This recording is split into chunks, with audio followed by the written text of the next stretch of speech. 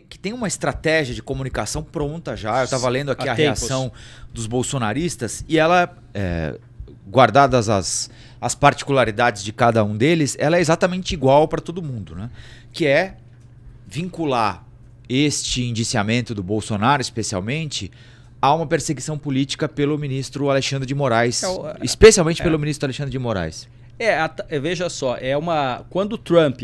Que é exatamente o que o Lula... Aliás, o Bolsonaro tem se comportado exatamente como o Lula se comportou durante a Lava Jato. Né? Por exemplo, mantendo uma candidatura presidencial sem poder ser candidato. O Lula estava preso. Sim. O Lula tinha um agravante. Em 2018 ele estava na cadeia.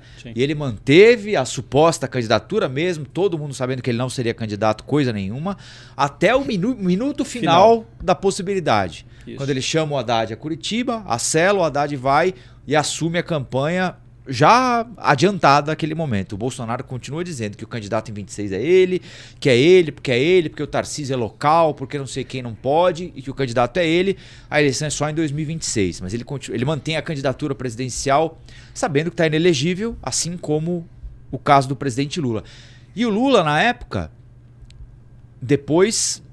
ele provou-se que ele tinha alguma razão, né? O próprio Supremo Tribunal Federal entendeu assim. Mas ele dizia que estava sendo vítima de perseguição do Sérgio Moro.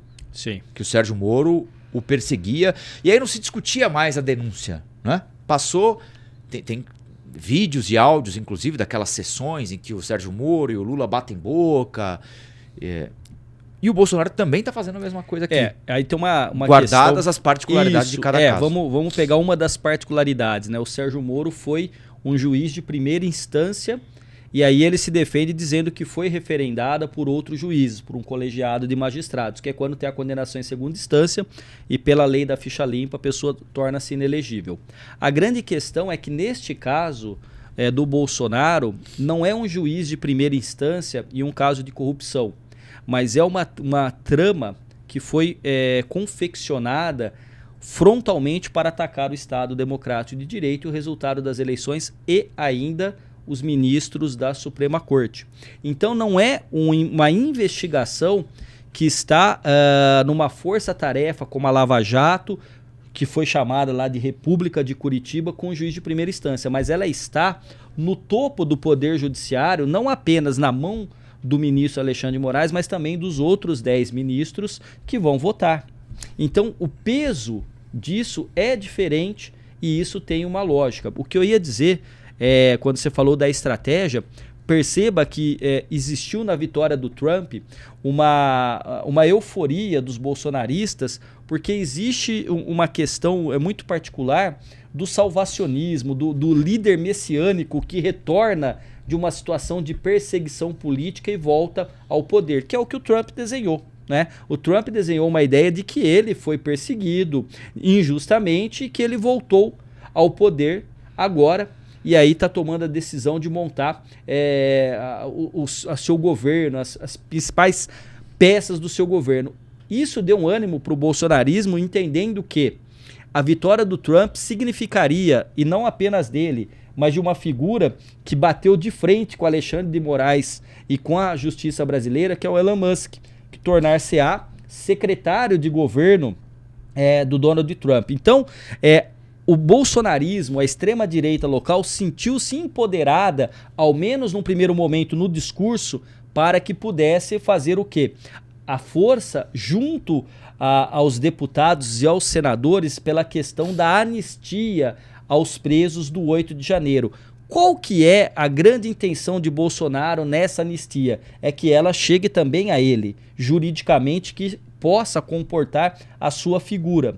Aí já teve um fato que coloca, digamos, um pouco de areia e de pedra em cima disso, que foi justamente o cidadão que se explodiu na frente do Supremo Tribunal Federal.